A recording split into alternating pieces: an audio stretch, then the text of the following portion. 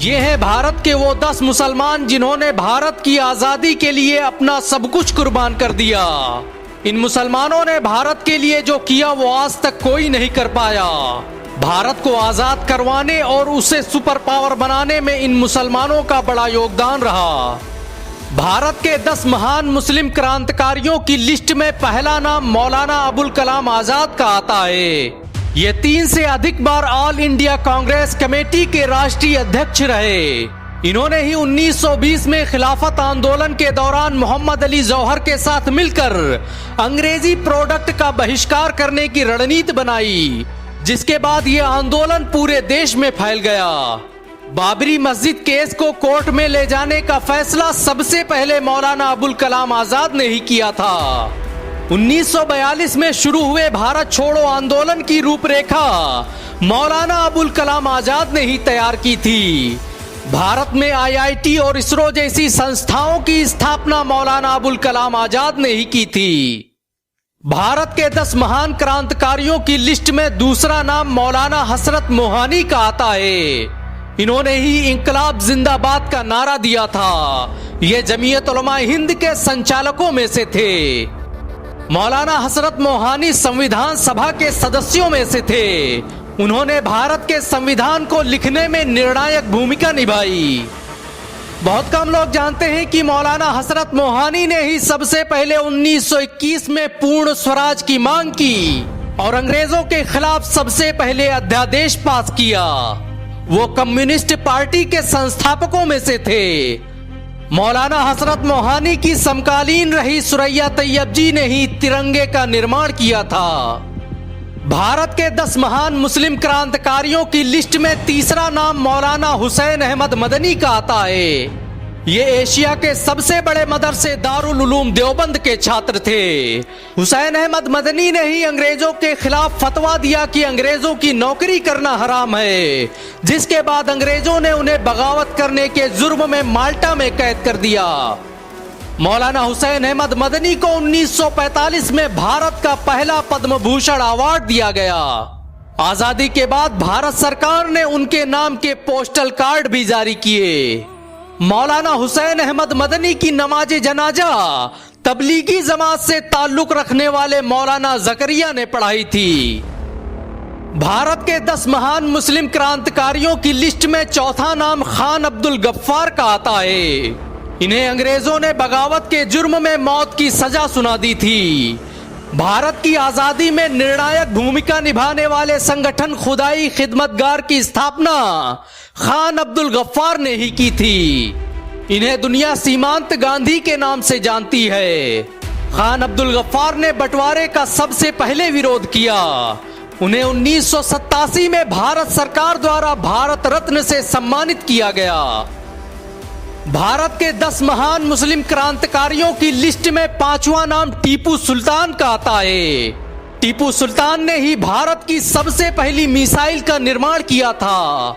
उनकी दौरे हुकूमत में भारत सैन्य शक्ति के मामले में दुनिया का नंबर 1 देश बन गया था।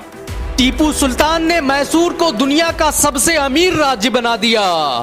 18वीं सदी ईस्वी तक टीपू सुल्तान भारत के सबसे अमीर व्यक्ति थे। उनके पास इतनी दौलत थी कि वो बहुत से देशों को कई बार खरीद सकते थे। टीपू सुल्तान के रहते हुए अंग्रेज भारत पर कभी राज नहीं कर पाए।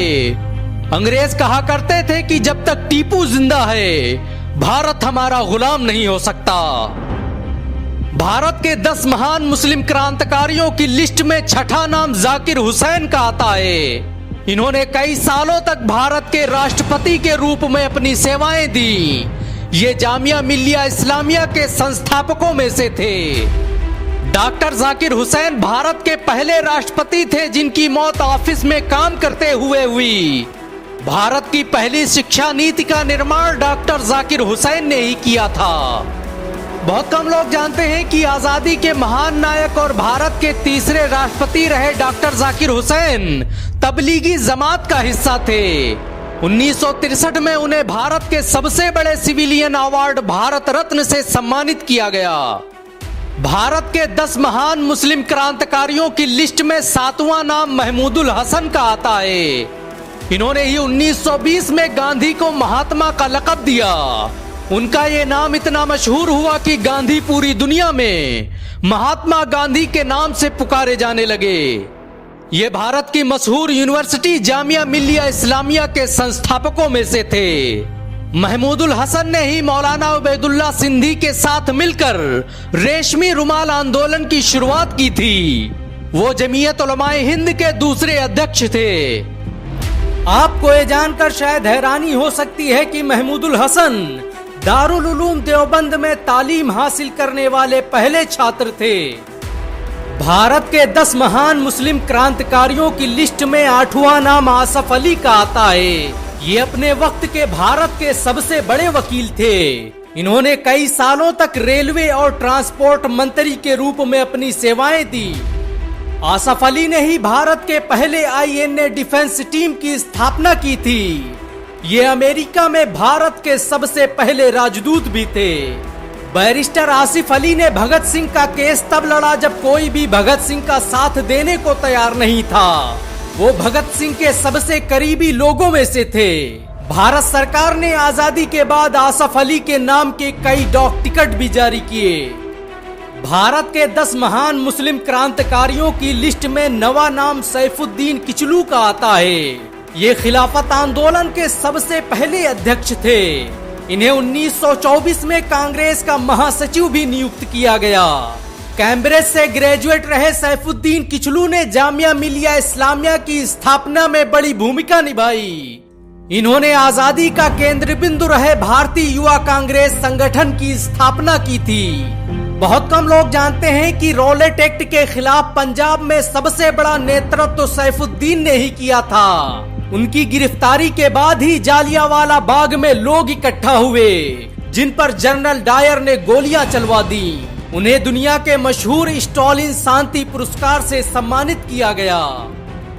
भारत के 10 महान मुस्लिम क्रांतिकारियों की लिस्ट में 10वां नाम मौलाना शौकत अली का आता है। ये मौलाना मोहम्मद अली जौहर के बड़े भाई थे।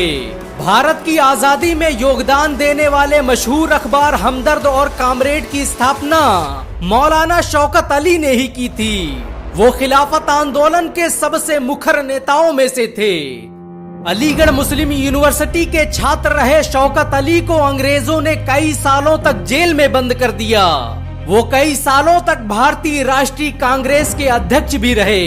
मौलाना शौकत अली ने ही लंदन की गोलमेज कॉन्फ्रेंस में जाकर अंग्रेजों से कहा कि अब मैं भारत तभी लौटूंगा जब उसे आजादी मिल जाएगी।